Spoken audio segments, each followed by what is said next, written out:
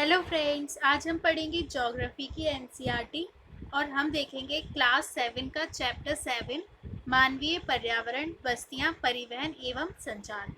तो देखेंगे हम इस चैप्टर में क्या है। देखिए, अध्याय 1 में आप पढ़ चुके हैं कि प्रारंभिक मानव भोजन, बस एवं आवास के लिए पूर्ण रूप से प्रकृति पर निर्भर था, लेकिन समय के साथ उसने नए कौशल विकसित करके खाद्य पदार्थों का उत्पादन, घर बनाने, यातायात एवं संचार के बेहतर साधनों का विकास किया। इस प्रकार उसने आवास के वातावरण को अपने अनुकूल बनाया। देखिए, इसमें कहा गया है कि मनुष्य पहले कैसा था, प्राकृतिक जीवन जीता था, है ना, गुफा में रहता था, शिकार करता था, लेकिन समय के साथ वो थोड़ा विकसित हो गया और वो घर बनाने लगा, ठीक है, कृषि करने लगा, यातायात के साधन बनाए, उसने व्यापार करने लगा। तो इसी तरीके से उसने क्या किया, अपने रहने के लिए अनुकूलन किया।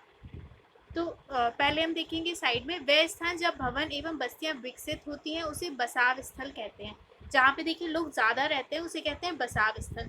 आदर्श बसाव स्थान के चयन के लिए प्राकृतिक दशाएं क्या है, अनुकूल जलवायु, जल की उपलब्धता, उपयुक्त भूमि, उपजाऊ मिट्टी। देखिए, जहाँ पर क्या होगा, आपको उपजाऊ मिट्टी होगी, अच्छे से कृषि हो पाए, जलवायु अनुकूल होगी, जल भी होगा, उस जगह पर क्या होता है, ज़्यादा लोग रहते हैं, इसलिए नदियों के पास देखना ज़्यादातर सभ्यताओं का विकास हुआ। तो अब देखेंगे बस्तियां वे स्थान हैं जहाँ लोग अपने लिए घर बनाते हैं। कहते हैं ना, ये बस्तियां यानी यहाँ पर काफी लोग रहते हैं। प्रारंभिक मनुष्य वृक्षों और गुफाओं में निवास करते थे। जब उन्होंने फसलें उगाना आरंभ किया तो उनके लिए एक जगह स्थायी घर बनाना आवश्यक हो गया। बस्तियों का विकास नदी घाटियों के निकट हुआ क्योंकि वहाँ पर्याप्त मात्रा में जल उपलब्ध था एवं उपजाऊ भूमि थी। तो देखिए, पहले मैंने आपको बताया मनुष्य क्या रहता था, गुफाओं में वृक्षों पर रहता था, आदि मानव जो था, ठीक है। फसलें धीरे धीरे उसने फसलें उगाई, एक जगह रहने लगा। और पहले आप देखेंगे कि सबसे पहला जो विकास हुआ, मतलब जहाँ पे नगर बसे, आप देखेंगे नदी नदी के किनारे हुआ, क्योंकि वहाँ पर्याप्त मात्रा में जल उपलब्ध था, क्योंकि वहाँ पे अच्छे से संसाधन मिल जाते थे। व्यापार, वाणिज्य एवं विनिर्माण के विकास के साथ ही मानव बस्तियां बड़ी होती गईं। तो देखिए, जैसे जैसे क्या होता है, व्यापार बढ़ता गया, है ना, व्यापार वाणिज्य बढ़ता गया, उस हिसाब से क्या हुआ, मानव बस्तियां बड़ी हो गई। नदी घाटी के निकट बस्ती पनपने लगी एवं सभ्यता का विकास हुआ। क्या आपने सिंधु, टिग्रिस, नील और हुआंग ही नदी के किनारे विकसित हुई सभ्यताओं के नाम याद है? तो देखिए, नदियों के किनारे ही सबसे पहले सभ्यता का विकास हुआ। जैसे हम सब ने अपनी एंशियंट हिस्ट्री में पढ़ा है, इंडस वैली सिविलाइजेशन, सिंधु सभ्यता, ठीक है। इसी तरह अन्य देशों की नदी के किनारे भी नगर बसे। बस्तियां स्थायी या अस्थायी हो सकती हैं। जो बस्तियां कुछ समय के लिए बनाई जाती हैं उन्हें अस्थायी बस्तियां कहते हैं। घने जंगलों, गर्म और ठंडे रेगिस्तानों तथा पर्वतों के निकासी अक्सर अस्थायी बस्तियों में रहते हैं। ये आखेट संग्राहक, स्थानांतरित कृषि और ऋतु प्रवास करते हैं। देखिए, कुछ लोग तो परमानेंट एक जगह रहते हैं, कुछ क्या होते हैं, अस्थायी रूप से रहते हैं, मतलब कुछ टाइम एक जगह रहते हैं, कुछ टाइम दूसरी जगह रहते हैं। ऑब्वियसली कुछ दिक्कत आती होगी। तो देखिए, ये क्या करते हैं, आखेट संग्रहण, स्थानांतरित कृषि, ठीक है। स्थानांतरित कृषि मतलब पहले एक जगह करते हैं, फिर उस जगह को छोड़ के दूसरी जगह कृषि करते हैं। ऋतु प्रवास यानी ठंड में कहीं और चले गए, इस तरीके से रहते हैं। यद्यपि अधिकांश बस्तियां आज स्थायी बस्तियां, इन बस्तियों में लोग रहने के लिए घर बनाते हैं, लेकिन अब कैसी स्थायी बस्तियां ज़्यादा रहती हैं।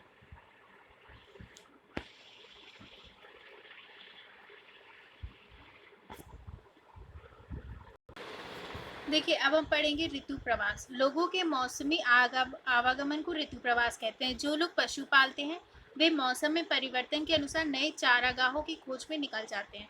देखिए, ऋतु प्रवास यानी एक मौसम में वो कहीं और चले जाते हैं। जैसे कि पशु पालते हैं तो वो लोग क्या करते हैं, जैसे पशु के लिए एक जगह पर उनकी घास कम हो गई तो दूसरी जगह चले जाते हैं, इस तरीके से वो स्थान बदलते रहते हैं। तो ये स्टोरी हम स्किप करेंगे।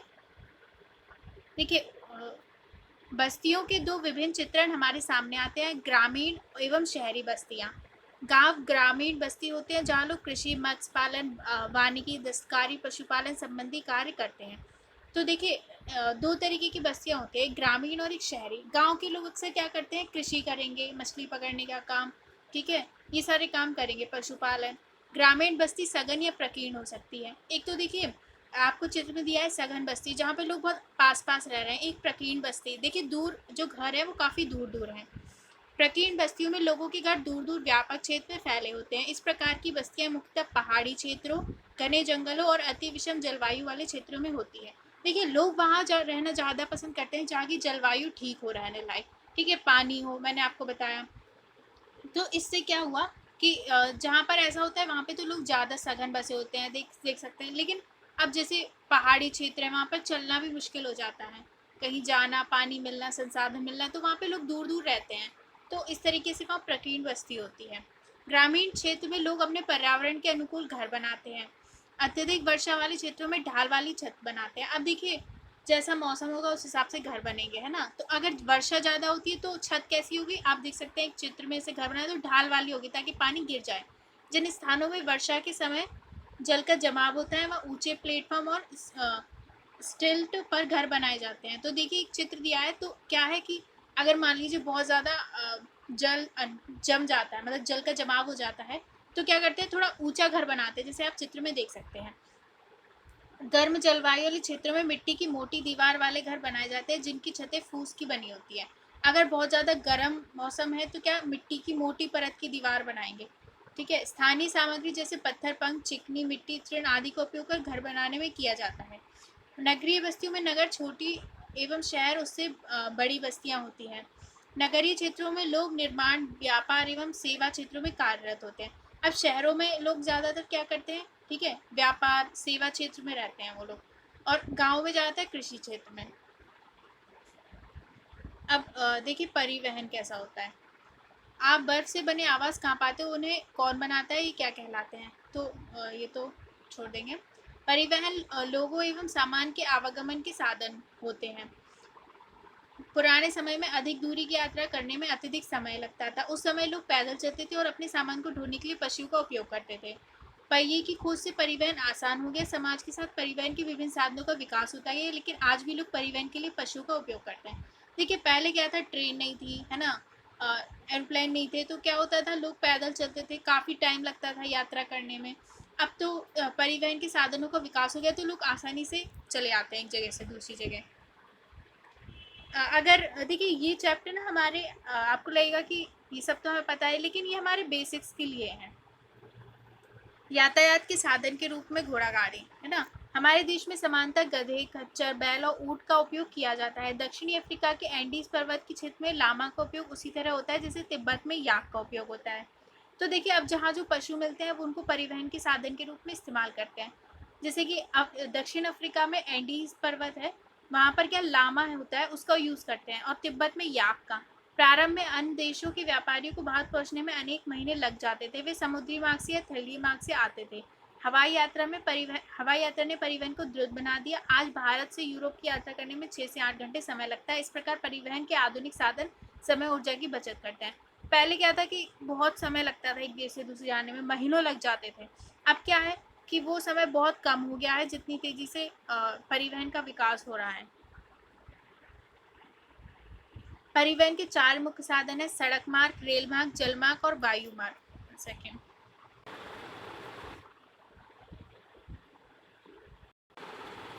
सॉरी फ्रेंड्स, ये अपने आप ही थोड़ा सा पेज स्लाइड हो गया था, आई एम सो सॉरी। तो परिवहन के 4 मुख्य साधन है, सड़क मार्ग, रेल मार्ग, जल मार्ग और वायु मार्ग। तो देखिए भारत में अनेक राष्ट्रीय एवं राज्य राजमार्ग हैं। भारत में एक्सप्रेसवे का निर्माण नवीनतम है। स्वर्ण चतुर्भुजीय महामार्ग दिल्ली, मुंबई, चेन्नई और कोलकाता को जोड़ता है। तो देखिए यही महत्वपूर्ण चीज़ें होती हैं कि स्वर्ण चतुर्भुजीय महामार्ग पूछा जाए तो किसको जोड़ता है, दिल्ली, मुंबई, चेन्नई और कोलकाता को। इनमें ये चीज़ें हमें अच्छे से याद रखनी है। तो देखेंगे, पहले पढ़ेंगे सड़क मार्ग के बारे में। कम दूरी यातायात के सबसे अधिक उपयोग किए जाने वाले मार्ग सड़क है। सड़कें पक्की और कच्ची हो सकती हैं। तो देखिए अगर कम दूरी का यातायात के लिए क्या यूज़ कर सकते हैं हम, सड़क मार्ग का। ये कच्ची भी होती है, पक्की भी होती है। मैदानी क्षेत्र में सड़कों का घना जाल बिछा होता है। मरुस्थलों, वन और ऊंचे पर्वत जैसे स्थानों पर भी सड़कें बनी हुई हैं। हिमालय पर्वत पर मनाली लेह राजमार्ग विश्व में सबसे ऊंचे सड़क मार्गों में से एक है। तो देखिए विश्व का सबसे ऊंचे सड़क मार्ग में कौन आता है, हमारा हिमालय पर्वत पर मनाली लेह राजमार्ग। ये क्या है, विश्व के सबसे ऊंचे सड़क मार्गों में से एक है। भूमिगत सड़कों को भूमिगत मार्ग सबवे कहते हैं। अगर कभी पूछा जाए सबवे क्या है, तो वो भूमिगत मतलब भूमि से नीचे सड़कें बनी होती है। फ्लाईओवर उत्थित संरचनाओं के ऊपर बने होते हैं। फ्लाईओवर क्या है, ऊपर बने होते हैं। तो यहाँ पर चित्र दिया है पक्की सड़क और कच्ची सड़क का। देखिए साइड में दिया है, जाइनिंग से लासा के बीच चलने वाली रेलगाड़ी समुद्र तल से 4000 मीटर ऊंचाई पर चलती है, जिसका सबसे ऊंचा बिंदु समुद्र तल से 5072 मीटर है। तो ये एक बताया गया है कि सबसे ऊंचाई पे ये वाली जाइनिंग से लासा की भी सबसे ऊंची रेलगाड़ी है, चलती है। अब देखिए रेल मार्ग के द्वारा तीव्रता से और कम खर्च के लोगों का आवागमन और भारी सामान को ढोने का कार्य होता है। वाष्प के इंजन की खोज और औद्योगिक क्रांति ने रेल परिवहन के तीव्र विकास में सहायता प्रदान की। तो देखिए फ्रेंड्स, अभी थोड़ा सा आपको बेसिक लग रहा होगा, लेकिन हम कंटिन्यू चैप्टर पढ़ रहे हैं तो हम सारे चैप्टर्स पढ़ेंगे। इसमें से आपको जो इंपॉर्टेंट लगे वो आप नोट कर सकते हैं। देखिए मोस्ट ऑफ चीज़ें क्या है हमें पता है, हमें ये भी जानना बहुत ज़रूरी है कि क्या हमारे लिए इम्पॉर्टेंट है। तो देखिए रेल मार्ग आपको पता है कि आप सब ट्रेन में बैठे होंगे तो काफ़ी कम समय में और काफ़ी तेज़ी से सामान इधर से उधर से जा पाता है। और वाष्प के इंजन की खोज के बाद और रेल परिवहन के तीव्र विकास में सहायता प्रदान की। ठीक है, डीजल एवं विद्युत इंजनों ने व्यापक रूप से वाष्प इंजनों का स्थान ले लिया। बाद में क्या है, डीजल और विद्युत इंजन ने इनका स्थान लिया। सुपरफास्ट रेलगाड़ियों से परिवहन की गति और तीव्र हो गई। मैदानी भागों में रेल मार्गों का जल व्यापक रूप से फैला है। उन्नत प्रौद्योगिकी कौशल से दुर्गम पहाड़ी क्षेत्रों में भी रेल मार्ग बनाना संभव हो गया है। अब देखिए लगभग हर जगह पहुंच गई है, तो इससे क्या होता है, काफ़ी जल्दी हम सामान इधर उधर भेज सकते हैं। इनकी संख्या काफ़ी कम है। अब जैसे कि मान लीजिए पहाड़ है या कोई ऐसा क्षेत्र है, दुर्गम पहाड़ी क्षेत्र, तो उधर पे क्या है, रेल जल्दी से नहीं पहुंच पाती, लेकिन अब धीरे धीरे पहुंच रही है। भारतीय रेल मार्गों का जल काफ़ी भली भांति विकसित है, ये एशिया में सबसे बड़ा है। देखिए हमारा जो भारतीय रेल मार्ग है वो एशिया में सबसे बड़ा है, जो रेल मार्ग का जो जाल फैला हुआ है वो। देखिए ट्रांस साइबेरियन रेल मार्ग विश्व में सबसे लंबा रेल मार्ग है। ये जो इंपॉर्टेंट चीज़ें मिलती हैं वो हमें नोट करनी है। जैसे इसमें क्या बोला है, ट्रांस साइबेरियन रेल मार्ग विश्व में सबसे लंबा रेल मार्ग है, जो पश्चिम रूस में सेंट पीटर्सबर्ग से प्रशांत महासागरीय तट पर स्थित व्लादिवोस्तोक तक जाता है।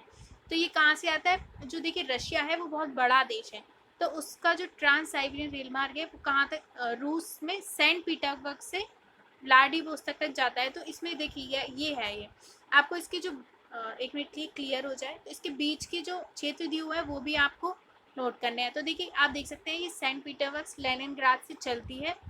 ठीक है, फिर Moscow, Kazan, Yekaterinburg, Tyumen, Omsk, Novosibirsk, Krasnoyarsk, Angarsk, Chita, ठीक है, खबोरोवर्स और व्लादिवोस्टोक तक जाती है। तो देख सकते हैं कितनी लंबी है रेल मार्ग है।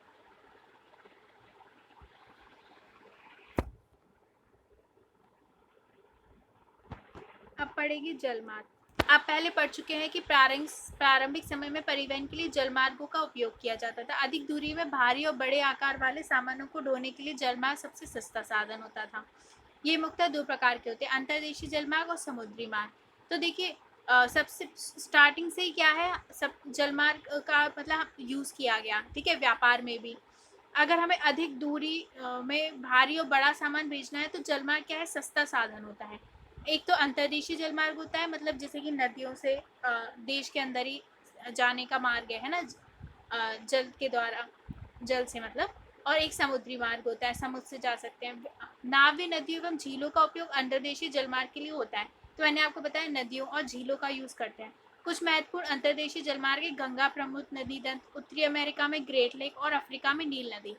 तो देखिए अब जो है हमारी सरकार इस पर ध्यान दे रही है, क्योंकि अभी इतना हमारे अंतर्देशीय जलमार्ग जो है वो बहुत ज़्यादा उस पर ध्यान नहीं दिया गया। जैसे एक है गंगा ब्रह्मपुत्र नदी तंत्र का, यहाँ पर एग्जाम्पल दिया हुआ है। समुद्री एवं महासागरीय मार्गों का उपयोग सामान्यतः व्यापारिक माल और सामान को एक देश से दूसरे देश पहुंचाने के लिए करते हैं। ये मार्ग पत्तनों से जुड़े होते हैं। अब देखिए क्या होता है कि ना पोर्ट बने होते हैं। विश्व के कुछ महत्वपूर्ण पत्तन कौन कौन से, एशिया में है सिंगापुर और मुंबई, उत्तरी अमेरिका में न्यूयॉर्क और लॉस एंजलिस। अब आपको ये चीज़ें मैप पे भी देखनी है। दक्षिण अमेरिका में रियो डी जेनेरियो, अफ्रीका में डरबन और केप टाउन, ऑस्ट्रेलिया में सिडनी, यूरोप में लंदन। ठीक है, ये क्या है, कुछ इंपॉर्टेंट विश्व के पोर्ट हैं, पत्तन है। अगर आप इन्हें मैप पर देखकर मार्क करेंगे तो ज़्यादा अच्छा होगा। अब हम देखेंगे वायु मार्ग। 20वीं सदी के आरंभ में विकसित यह परिवहन का सबसे तेज मार्ग है। ईंधन की लागत अधिक होने के कारण ये सर्वाधिक महंगा है। देखिए सबसे तेज क्या होता है, वायु मार्ग, लेकिन क्या होता है ये महंगा भी बहुत होता है, फ्यूल बहुत महंगा होता है। वायु यातायात खराब मौसम जैसे कोहरे और तूफान से क्रू प्रभावित होता है। यह यातायात का अकेला साधन जो सर्वाधिक दुर्गम और दूर स्थानों तक पहुंच सकता है। अब देखिए पहाड़ों कहीं कहीं बहुत ऐसी जगह होती है जहाँ रेल नहीं पहुंच सकती, तो वहां पर भी ये पहुंच सकता है, विशेष रूप से जहाँ सड़क और रेल मार्ग नहीं है। हेलीकॉप्टर अगम्य स्थानों और संकटकालीन स्थितियों में लोगों को बचाने, भोजन, जल, कपड़े, दवाएं बांटने के लिए बहुत ही उपयोगी साधन है। कुछ महत्वपूर्ण हवाई पत्तन कौन से हैं? Delhi, Mumbai, New York, London, Paris, Frankfurt और काहिरा। ये हमारे लिए इम्पोर्टेंट चीजें हैं, बाकी तो आपको पता है। संचार, देखिए संचार दूसरों के पास तक सूचना पहुंचाने की प्रक्रिया है। संचार क्या होता है? देखिए एक दूसरे से कम्युनिकेशन करना, एक दूसरे को एक से दूसरी जगह सूचना पहुंचाना। जैसे कि हम फोन यूज करते हैं, डाक हो गया।